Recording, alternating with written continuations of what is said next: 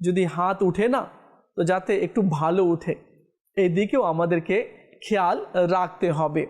গরিবরা এই আশায় থাকে, হায় যদি আজকের দিন কেউ আমার জন্য গোস্ত পাঠিয়ে দিত।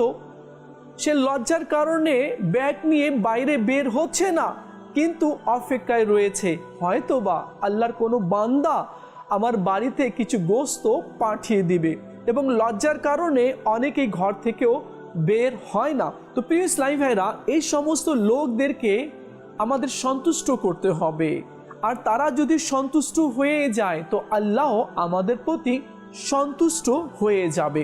তো এদিকেও আমাদেরকে খেয়াল রাখতে হবে। না শুধু প্রতিবেশী এবং আমার মায়ের পেটের ভাই আছে, মায়ের পেটে বোন রয়েছে, মামা আছে, চাচা আছে, বড় বাবা রয়েছে, ফুপু রয়েছে, ফুপা রয়েছে, খালা রয়েছে, এদেরকেও দেখতে হবে। এরা কি কুরবানি দিয়েছে? না, দেয়নি। তবে কি করতে হবে?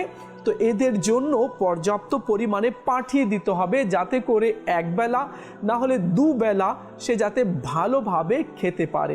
আজ আমরাও গোস্ত বন্টন করি, বা কেউ আমাদের ঘরে এসে গোস্ত চায়, তো আমরা কি করি? একেবারে হাড়টা এবং যার মধ্যে কিছু চর্বি যুক্ত লাগা আছে সেটাই আমরা এক টুকরা দিয়ে দিই, আর মন অনেক শীতল হয়ে যায়, আমি তো দিলাম।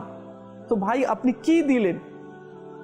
যেটা আপনি খান না, বা আপনার বাচ্চারা বা আপনার পরিবারে যে গোস্ত খায় না, একেবারে সেটাই আপনি হাড় আর চর্বিযুক্ত একটা দিয়ে দিলেন।